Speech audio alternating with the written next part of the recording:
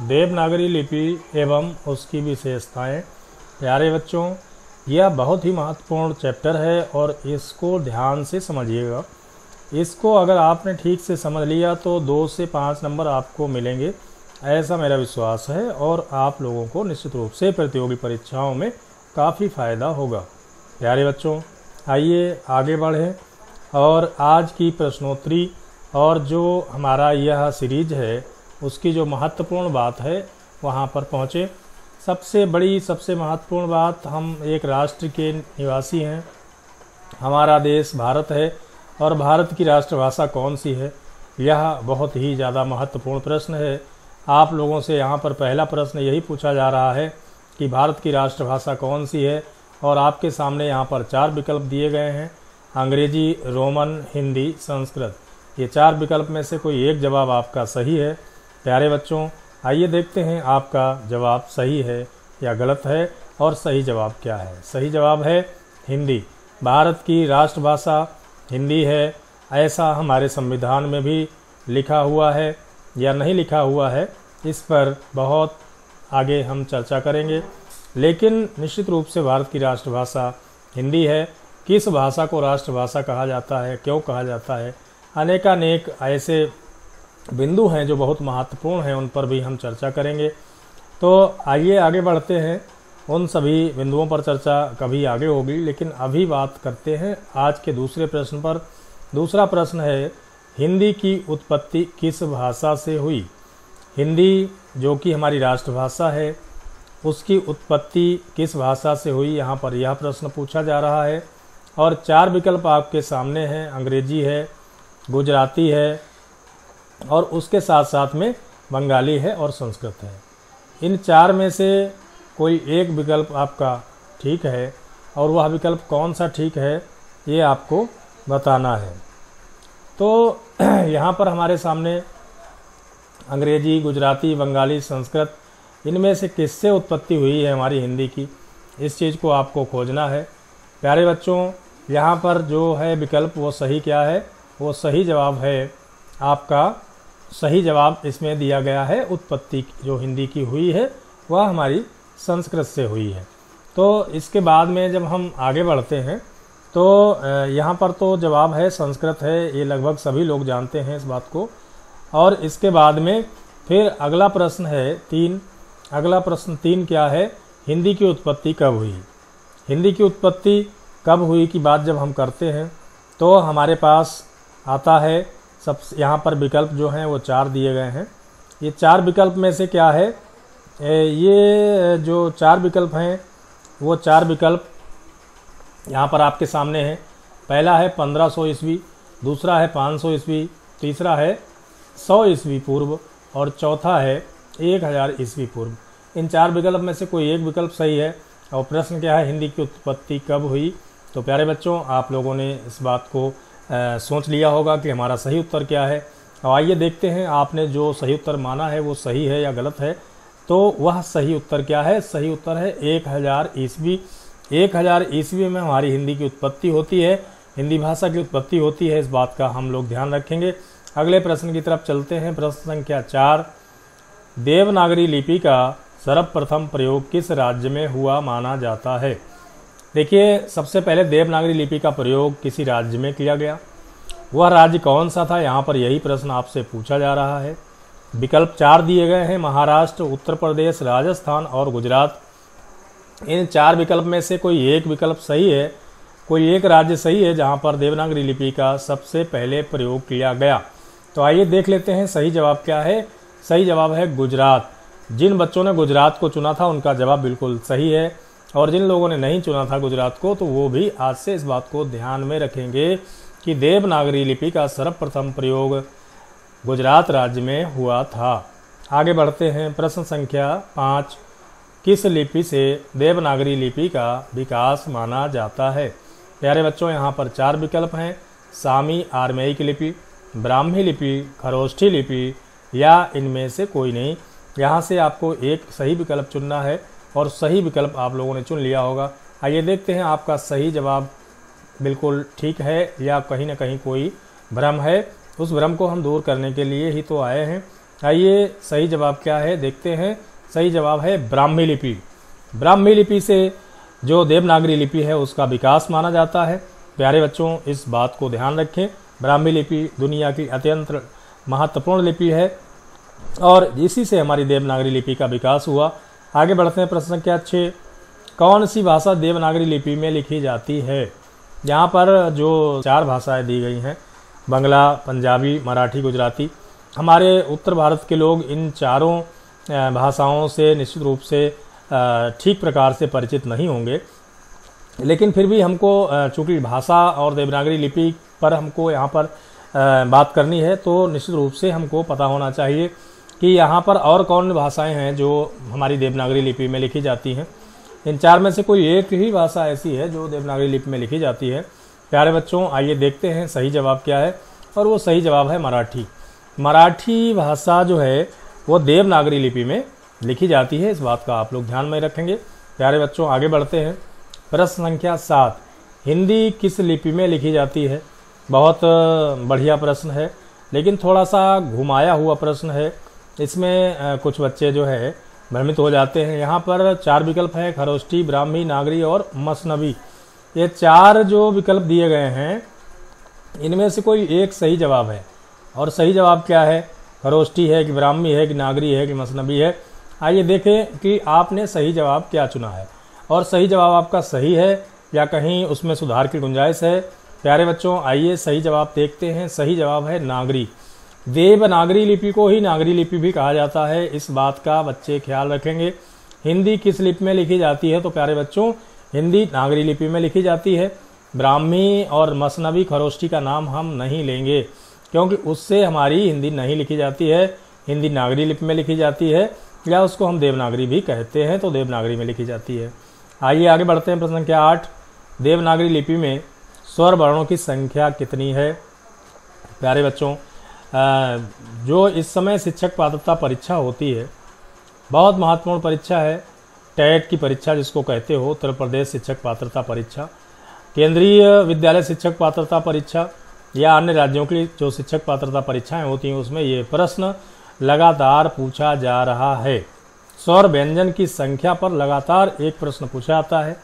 एक एक प्रश्न आपके लिए बहुत महत्वपूर्ण होता है, तो इसलिए इसको बहुत गौर से समझिएगा, कभी भूलिएगा नहीं, और निश्चित मानिए यह प्रश्न लगातार पूछा जाने वाला प्रश्न है। बड़ी उम्मीद है कि अगली आने वाली प्रतियोगी परीक्षाओं में भी ये पूछा जाएगा। तो आइए देखते हैं इसका सही जवाब क्या है, सही संख्या क्या है। हमारे देवनागरी लिपि में स्वर वर्ण की संख्या कितनी है? तो स्वर कितने हैं? स्वर हैं 11। इस बात का ख्याल रखा जाए। देवनागरी लिपि में स्वर वर्णों की संख्या 11 है। आगे बढ़ते हैं, संविधान के किस अनुच्छेद में कहा गया है कि संघ की राजभाषा हिंदी और लिपि देवनागरी होगी? प्यारे बच्चों, अनुच्छेद यहाँ पर 4 दिए गए हैं, 343, अनुच्छेद 345, अनुच्छेद 344, अनुच्छेद 346। इनमें से कौन सा अनुच्छेद है जो यह कहता है कि आज से संघ की राजभाषा हिंदी और लिपि देवनागरी होगी? तो आइए देखते हैं सही जवाब क्या है। सही जवाब है अनुच्छेद 343। प्यारे बच्चों, आगे बढ़े, प्रश्न संख्या 10। भारत में हिंदी को संविधान की किस धारा के अंतर्गत राजभाषा घोषित किया गया है? धारा 343(1), धारा 343(2), धारा 343(1) या धारा 334(1)।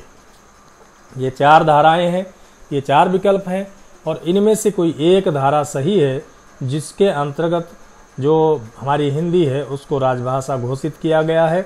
जिन बच्चों ने राजभाषा वाला चैप्टर सही से पढ़ा होगा उनको ज़रूर ध्यान होगा कि इसका सही जवाब क्या है। आपने भी सोच लिया होगा। आइए देखते हैं हम सब ने जो सोचा है, जो चुना है, वो जवाब हमारा कितना सही है कितना गलत है। और इसका सही जवाब है धारा 343(1) के अंतर्गत हिंदी को राजभाषा का दर्जा दिया गया है। प्रश्न संख्या 11। किस तिथि को हिंदी को राजभाषा बनाने का निर्णय लिया गया? बड़ी ही महत्वपूर्ण यह तिथि है और आप सभी हिंदी प्रेमियों को निश्चित रूप से पता होनी चाहिए। इसलिए इस प्रश्न का जवाब आप लोगों को फटाफट सोचना है और जवाब देना है। तो जवाब देना क्या है? तो कि आपने जो चुना है वो सही चुना है या गलत चुना है। देर नहीं लगानी है, सीधे पहुंचते हैं उत्तर पर। और उत्तर क्या है? उत्तर है 14 सितंबर 1949। 14 सितंबर 1949 को हिंदी को राजभाषा बनाने का निर्णय लिया गया और यह बात इसकी घोषणा की गई कि आज से हम 14 सितंबर को हिंदी दिवस मनाएंगे। हिंदी को राजभाषा का दर्जा प्रदान कर दिया गया है, हिंदी को राजभाषा मानेंगे। ये उद्घोषणा की गई 14 सितंबर 1949 को। प्यारे बच्चों आगे बढ़िए। 12वां प्रश्न, भारत के संविधान में हिंदी को राजभाषा की मान्यता कब दी गई? अभी पीछे ही यही प्रश्न था, अब भी फिर दोबारा वही प्रश्न पूछा गया। महत्वपूर्ण प्रश्न है इसलिए लगातार पूछा गया है। आप लोग बार बार उसकी पुनरावृत्ति करेंगे। धीरे धीरे करके करत करत अभ्यास के जड़मति होत सुजान वाली कहावत चरितार्थ होगी और आप इतने पक्के हो जाएंगे कि आपको फिर किसी भी भूलने की स्थिति में आपको किसी भी समस्या का सामना नहीं करना पड़ेगा। प्यारे बच्चों, भारत के संविधान में हिंदी को राजभाषा की मान्यता कब दी गई, यह उत्तर आपको यहाँ पर चुनना है। यह सही जवाब है 14 सितंबर 1949 को संविधान में हिंदी को राजभाषा की मान्यता दी गई। अगला प्रश्न 13, भारत की राजभाषा है। भारत की कौन सी राजभाषा है? यहाँ पर हिंदी एवं अंग्रेजी, हिंदी अंग्रेजी भारत की सभी भाषाएं।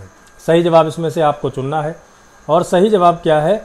सही जवाब है हिंदी। भारत की राजभाषा हिंदी है। आगे बढ़ते हैं 14वें प्रश्न पर। संविधान के किस अनुच्छेद में यह वर्णित है कि संघ का यह कर्तव्य होगा कि वह हिंदी भाषा का प्रसार बढ़ाए? 346, 343, 351 या 348 में किसमें ऐसा कहा गया है? तो आइए उत्तर देखें और सही उत्तर है 351। संविधान के 351वें अनुच्छेद में इस बात का वर्णन किया गया है कि संघ का यह कर्तव्य होगा कि वह हिंदी भाषा का प्रसार बढ़ाए। अगला प्रश्न 15, संविधान के अनुच्छेद 351 में किस विषय का वर्णन किया गया है? संघ की राजभाषा, उच्चतम न्यायालय की भाषा, पत्राचार की भाषा, हिंदी भाषा के विकास से संबंधित निर्देश। यहाँ 4 विकल्प हैं और 4 में से कोई एक विषय सही है जिसमें संविधान के अनुच्छेद 351 में उस विषय का वर्णन किया गया है। तो किसका किया गया है? सही जवाब जानते हैं। सही जवाब है हिंदी भाषा के विकास से संबंधित निर्देश दिए गए हैं संविधान के अनुच्छेद 351 में। इस बात का आप सभी लोग ध्यान रखेंगे। आगे बढ़ते हैं। प्रश्न संख्या 16, देवनागरी का सर्वप्रथम प्रयोग किसके शिलालेख में हुआ? बहुत ज़्यादा महत्वपूर्ण प्रश्न। प्रश्न संख्या 1 भी लगभग इसी से मिलता जुलता था, लेकिन वहाँ पर यह पूछा गया था कि किस राज्य में सर्वप्रथम देवनागरी लिपि का प्रयोग हुआ। वहाँ पर गुजरात को आपने चुना था। अब यहाँ पर है कि सर्वप्रथम किसके शिलालेख में देवनागरी का प्रयोग हुआ है। यहाँ 4 विकल्प हैं, जयभट्ट, अशोक मौर्य, चंद्रगुप्त और हर्षवर्धन। इन 4 में से कोई एक जवाब सही है और प्यारे बच्चों अब आपको सही जवाब चुनना है। आइए देखते हैं आपका चुना हुआ प्रश्न उत्तर ठीक है या प्रश्न के जो संदर्भ में कहीं ना कहीं त्रुटिपूर्ण है। तो प्यारे बच्चों सही जवाब है जयभट्ट। जयभट्ट ने गुजरात में राज्य में अपना एक शिलालेख लिखवाया था जो कि देवनागरी लिपि में लिखा गया है, जो किसी भी राज्य में सबसे पहला लिखा हुआ शिलालेख कहा जाता है। प्यारे बच्चों जयभट्ट के गुजरात के शिलालेख में देवनागरी लिपि का सर्वप्रथम प्रयोग किया गया।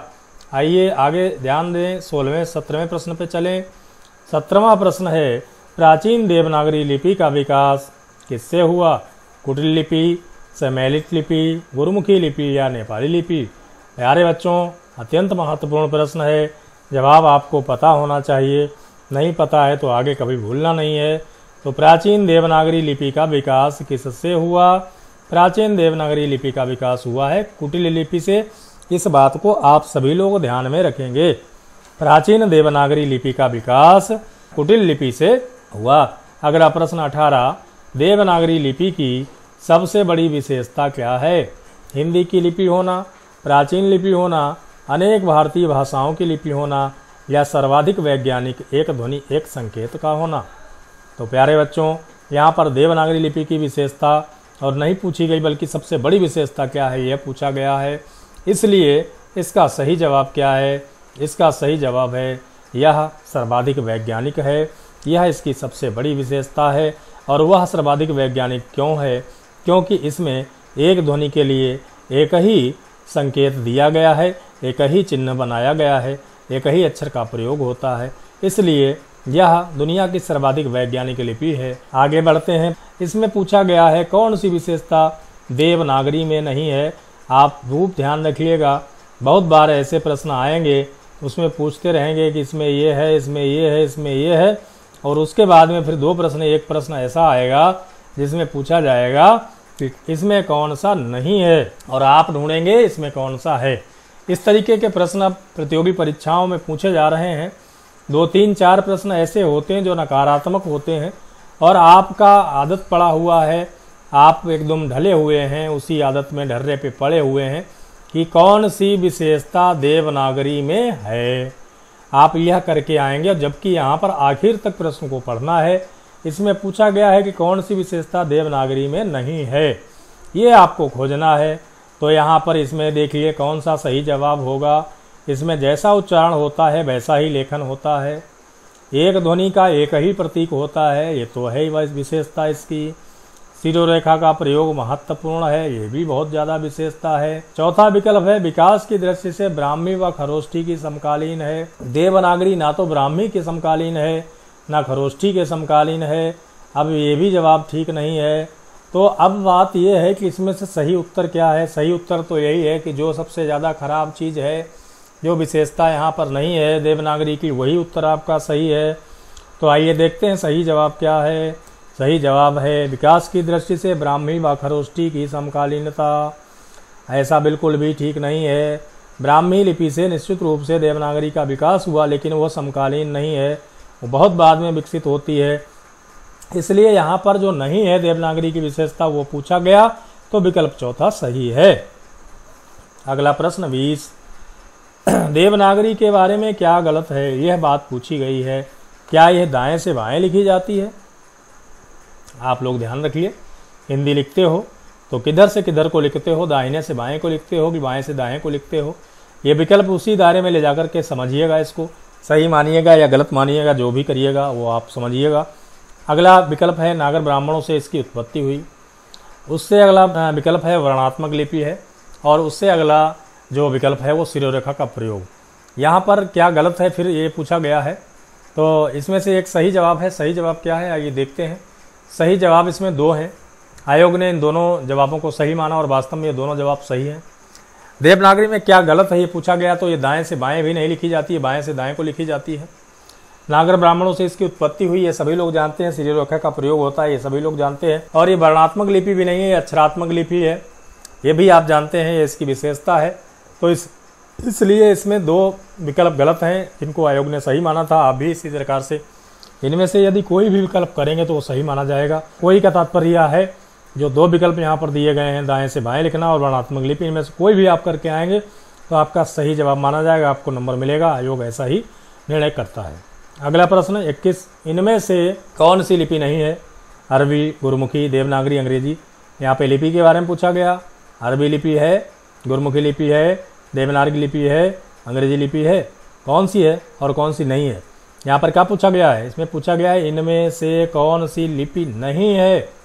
ध्यान रखना है, पूरा प्रश्न पढ़ना है, समझना है, फिर उत्तर देना है। तो यहाँ पर क्या है, यहाँ पर सही जवाब है अंग्रेजी। अंग्रेजी भाषा है, ना कि कोई लिपि, इसलिए यही जवाब सही है, यही उत्तर आपको चुनना है। अगला प्रश्न 22 प्रश्न है देवनागरी लिपि मूलतः क्या है। ये वर्णात्मक लिपि है, अक्षरात्मक लिपि है, चित्रात्मक लिपि है या प्रतीकात्मक लिपि है। प्यारे बच्चों, हमने अभी अभी इस पर बात की थी पिछले 2-3 प्रश्न से पहले, तो आप लोग को ध्यान होगा और ध्यान रहना भी चाहिए इन्हीं चीज़ों पर। तो इसलिए तो हम चर्चा कर रहे हैं, आपके समझ में आए, आप आगे ध्यान रखें, प्रतियोगी परीक्षा में आपको सफलता प्राप्त हो, यही मेरा उद्देश्य है। आइए देखते हैं इसका सही उत्तर क्या है। इसका सही उत्तर है अक्षरात्मक। देवनागरी लिपि मूलतः अक्षरात्मक लिपि है, इस बात का ख्याल रखा जाए। और आगे बढ़ते हैं 23वें प्रश्न पर। उत्तर प्रदेश द्वारा गठित लिपि सुधार परिषद की 28-29 नवंबर 1953 की बैठक की अध्यक्षता किसने की थी। प्रश्न यह है कि 28 और 29 नवंबर 1953 को उत्तर प्रदेश सरकार द्वारा गठित लिपि सुधार परिषद की अध्यक्षता किसने की थी, ये पूछा गया है। और इसमें 4 विकल्प हैं, doctor Zakir Hussain, doctor Radhakrishna, Shri V V Giri और श्री वी.डी. जत्ती। आइए देखते हैं इसका सही जवाब क्या है, और इसका सही जवाब है डॉक्टर राधाकृष्णन। डॉक्टर राधाकृष्णन हमारे राष्ट्र के बहुत बड़े शिक्षाविद, बहुत बड़े विद्वान, बहुत अच्छे नेता, और उन्होंने निश्चित रूप से अध्यक्षता की थी उत्तर प्रदेश द्वारा गठित लिपि सुधार परिषद की, जो 28 और 29 नवंबर 1953 में इसकी अध्यक्षता की थी। ध्यान रखिएगा, डॉक्टर राधाकृष्ण बहुत बड़े विद्वान, बहुत बड़े शिक्षाविद, जिन्होंने अध्यक्षता की थी 1953 में उत्तर प्रदेश द्वारा गठित लिपि सुधार परिषद की। प्यारे बच्चों, आगे बढ़ते हैं। प्रश्न संख्या 24, नागरी लिपि सुधार समिति के संयोजक कौन थे? बड़ा महत्वपूर्ण प्रश्न। विकल्प 4, काका कालेलकर, श्रीनिवास, भारतेंदु हरिश्चंद्र, आचार्य नरेंद्र देव। इन चार में से कोई एक जवाब सही है, और सही जवाब क्या है आइए देख लेते हैं। काका कालेलकर साहब सही जवाब है। उत्तर प्रदेश शासन द्वारा 1947 में गठित देवनागरी लिपि सुधार समिति के अध्यक्ष कौन थे? डॉक्टर धीरेन्द्र वर्मा, संपूर्णानंद, आचार्य नरेंद्र देव। इनमें से कोई नहीं। ध्यान रखिएगा, उत्तर प्रदेश शासन द्वारा 1947 में गठित देवनागरी लिपि सुधार समिति के अध्यक्ष कौन थे? तो यहाँ पे 4 लोग हैं, 4 लोगों में से कोई एक सही है। सही जवाब क्या है आइए देखते हैं। सही जवाब है आचार्य नरेंद्र देव। आचार्य नरेंद्र देव ने शासन द्वारा, उत्तर प्रदेश शासन द्वारा 1947 में गठित देवनागरी लिपि सुधार समिति की अध्यक्षता की थी। 1947 में गठित देवनागरी लिपि सुधार समिति की अध्यक्षता आचार्य नरेंद्र देव जी ने की थी। प्यारे बच्चों, भूलना नहीं, बड़ा महत्वपूर्ण प्रश्न है, बड़ा उपयोगी प्रश्न है, बड़ी जानकारी वाला प्रश्न है, और इसलिए इसको आप ध्यान में रखिएगा, बहुत काम का है। आगे बढ़ते हैं 26वें प्रश्न पर। पंजाबी की लिपि कौन सी है? यहाँ पे देवनागरी है, गुरुमुखी है, फारसी है, रोमन है। ये 4 विकल्प दिए गए हैं। पंजाबी के बारे में आप जानते हो, पंजाब के लोगों की, पंजाबियों की भाषा है, और यहाँ पे गुरुओं की परंपरा है। गुरु नानक देव जी का नाम आपने सुना होगा। गुरु नानक देव का गुरु ग्रंथ साहब बहुत प्रसिद्ध है। तो चलिए, खैर ये सब बातें तो बाद में होंगी, अभी केवल यह बताना है कि पंजाबी की लिपि कौन सी है। तो यहाँ पर सही जवाब क्या है? देवनागरी, गुरुमुखी, फारसी या रोमन? आइए देखें सही जवाब क्या है। सही जवाब है गुरुमुखी। पंजाबी की लिपि गुरुमुखी है, और गुरु नानक देव ने इसका जो है आविष्कार किया था। गुरुमुखी लिपि में ही उन्होंने अपना गुरु ग्रंथ साहब लिखा है। प्यारे बच्चों, आगे बढ़ते हैं आज के प्रश्न 27वें पर। 27वां प्रश्न है, देवनागरी में आ के 12 खड़ी का सुझाव किसने दिया था? बहुत महत्वपूर्ण प्रश्न, बार बार प्रतियोगी परीक्षाओं में पूछा जाता है। हर हिंदी के विद्यार्थी के लिए, हर हिंदी के जानकार के लिए, हर हिंदी प्रेमी के लिए इन सारी चीज़ों की जानकारी होनी चाहिए, और तभी आप अपने समाज का, अपने राष्ट्र का, अपनी राष्ट्रभाषा का सही से सम्मान कर पाएंगे। प्यारे बच्चों, देवनागरी में आ की 12 खड़ी का सुझाव किसने दिया था? 4 विकल्प हैं, नरेंद्र देव, डॉक्टर श्याम सुंदर दास, काका कालेलकर, विनोबा भावे। आइए देखते हैं इसका सही जवाब क्या है। सही जवाब है काका कालेलकर। काका कालेलकर साहब ने आ की 12 खड़ी का सुझाव दिया था। हालांकि उसको स्वीकार नहीं किया गया, लेकिन फिर भी उसका कहीं ना कहीं हम अपने पढ़ने लिखने में प्रयोग करते हैं, बच्चों को सिखाने में प्रयोग करते हैं। आगे बढ़ते हैं प्रश्न संख्या 28 की तरफ। किस विद्वान ने देवनागरी लिपि के स्थान पर रोमन लिपि स्वीकार करने का सुझाव दिया था? बड़ा विचित्र प्रश्न है, और आप हिंदी प्रेमियों को निश्चित रूप से ये बात पता होनी चाहिए कि जो भी हमारी हिंदी के पक्ष में लोग रहे, हिंदी से जो उन्हें प्रेम था, हिंदी के महत्व को जो समझते थे, उसका जो समर्थन करते थे, उसके साथ साथ कुछ विद्वान ऐसे भी थे हमारे राष्ट्र के उन्नायक तो उनको कहेंगे, लेकिन उनको हिंदी से तो प्रेम था, लेकिन इसकी लिपि कौन सी हो, यहाँ पर वो भ्रमित हो गए, या हम ये भी कह सकते हैं ये उनका अपना मत था, ये उनका अपना सुझाव था, उसका भी स्वागत किया जाना चाहिए। तो यहाँ पर सही जवाब आपको वही खोजना है कि ऐसा कौन था जिसने कहा था कि देवनागरी लिपि के स्थान पर रोमन लिपि का प्रयोग किया जाए हिंदी के लिए। ऐसे महात्मा गांधी जी हैं, सुनीत कुमार चटर्जी जी हैं, काका कालेलकर साहब हैं, या विनोबा भावे जी हैं। इन 4 महानुभावों में से कोई एक विकल्प सही है, और सही विकल्प आपको चुनना है। आपने चुन लिया होगा। आइए देखते हैं आपका चुना हुआ जवाब सही है या गलत है। और सही जवाब क्या है? सही जवाब है सुनीत कुमार चटर्जी। सुनीत कुमार चटर्जी साहब ने देवनागरी लिपि के स्थान पर रोमन लिपि का प्रयोग करने का सुझाव दिया था। खैर, ये इस प्रश्न का सही जवाब है सुनीत कुमार चटर्जी साहब। आगे बढ़ते हैं आज के प्रश्न 29वें पे। नेपाली भाषा की लिपि आपको सुनने में अटपटा लग रहा होगा, लेकिन आपको पता होना चाहिए नेपाल हमारा पड़ोसी राष्ट्र है, हिंदी भाषी राष्ट्र है। नेपाली बोली हमारी हिंदी की एक बोली है, उसको 18 बोलियों में शामिल किया गया है। खैर, वो सब चीज़ों पर बात हम आगे कभी करेंगे। अभी बात करनी है नेपाली भाषा की लिपि क्या है। यहाँ पे 4 विकल्प दिए गए हैं, अरबी, गुरमुखी, रोमन, देवनागरी। इन 4 में से कोई एक जवाब सही है, और वो क्या जवाब सही है, कौन सा जवाब सही है, आप लोगों चुनिए। आप लोगों ने चुना होगा। आइए देखते हैं आपके द्वारा चुना गया जवाब सही है या गलत है, और इसका सही जवाब क्या है। सही जवाब है देवनागरी। नेपाली भाषा चूँकि नेपाल की भाषा है, नेपाल राष्ट्रीय भाषा है, लेकिन फिर भी वहाँ की लिपि देवनागरी है। इस बात का आप लोगों को ख्याल रखना है। अगला प्रश्न, आज का आखिरी प्रश्न, 30वां प्रश्न, भारत की सभी लिपियाँ किस लिपि से निकली हैं। चूँकि यहाँ पे हमने देवनागरी लिपि के विकास, उसकी विशेषताओं, उसकी उत्पत्ति इत्यादि पर बात की, इसलिए आखिरी प्रश्न बहुत महत्वपूर्ण प्रश्न, जिससे सभी लिपियों का जन्म हुआ, वह लिपि आखिर है कौन सी। भारत भर की जितनी भी लिपियाँ हैं वो सभी की सभी लिपियाँ निश्चित रूप से इन 4 विकल्प में से कोई एक विकल्प है जिसमें से सभी लिपियों का जन्म होता है, सभी लिपियाँ उसमें से उत्पन्न होती हैं, उनकी उत्पत्ति होती है। ऐसी महत्वपूर्ण लिपि के बारे में आपको पता होना चाहिए। निश्चित रूप से आपके ज्ञान की वृद्धि में भी ये बड़ी महत्वपूर्ण होगी, और साथ साथ प्रतियोगी परीक्षा में सफलता दिलाने में भी ये बड़ी महत्वपूर्ण साबित होगी।